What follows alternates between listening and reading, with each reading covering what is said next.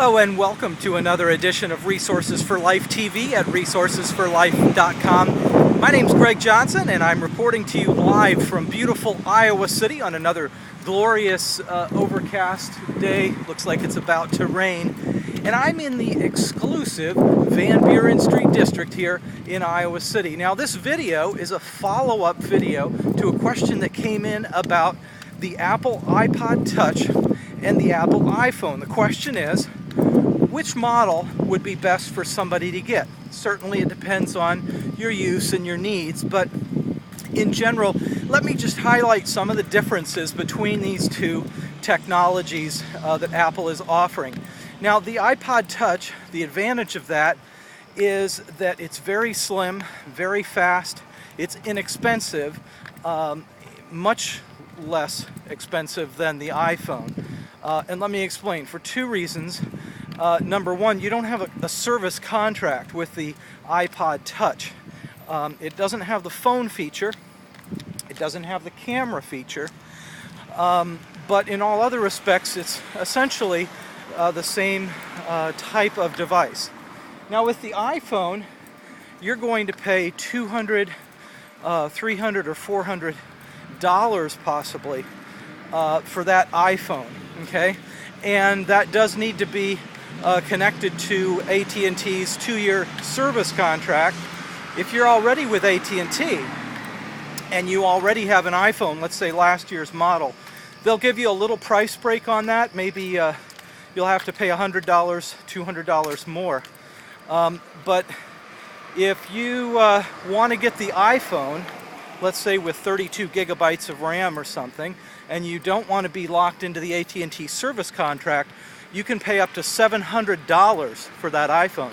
So it is an expensive piece of technology, and unless you really need the camera feature and the phone feature, and possibly, let's say, the built-in microphone feature, those three things, if those have a real draw for you, if you really need that, and you'd like to be carrying around a consolidated telephone unit with these other devices, then by all means the iPhone is for you. But if what you basically want is a notebook computer that's going to fit in your shirt pocket, the iPod Touch is the way to go. Inexpensive, very slim. Now let me talk a little bit about how I use my iPhone 3GS. As you know, I make these video updates using the iPhone, and that wouldn't be possible with an iPod Touch. So for me, having the video capability, the photography capability, that's a big plus. I already was in need of a cell phone, so I'm not duplicating expenses there. I have a long list or a large database of contacts, so as telephone calls come in, it's nice to have my database synced up with the telephone. Doesn't matter, whoever of those 1,200 contacts are calling in, their name immediately pops up with one touch of a button. I have instant access to their data and their records. And some of these folks are, journalists and reporters. Others might be clients that I'm working with. Other people, colleagues at the university. So I like that feature. I don't use the phone a lot, actually. But when I do, that feature comes in handy. Now, one thing to keep in mind about a phone as you're thinking this through, consider that you could, for maybe $10 or maybe just nothing, you could go out to AT&T and just get a basic phone, right? And I don't know what phone service is these days, but maybe it's $40 a month, right? Get a basic phone, carry that around with you, and use the iPod Touch. That would be an option. So that's something to consider. If you already have an AT&T phone and you've ever thought about having a secondary phone line, let's say one for business and one for personal phone calls, you can, for about $10 a month extra, have a phone added onto your account. So you could get the iPhone, and for the $10 a month plus, I think it's $30 for the data connection, you could have an iPhone on your AT&T account. Other considerations for the iPhone. You know, I guess that's about it. There is an option also to purchase the iPhone and cancel the service within a month or two or whatever, and you'll pay a $200 disconnect fee, but you know, that may be worth it to you.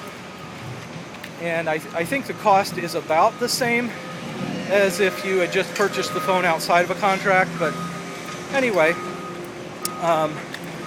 that's an option. Just thinking, I think that's basically it. You know, those are the primary feature differences, as I mentioned.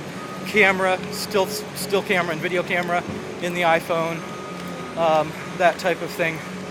And the other thing I was going to mention is I get a large volume of emails every day. So for me, I'm constantly reviewing my emails. I'm a moderator on a couple of different lists and discussion lists, so I need to keep on top of that throughout the day.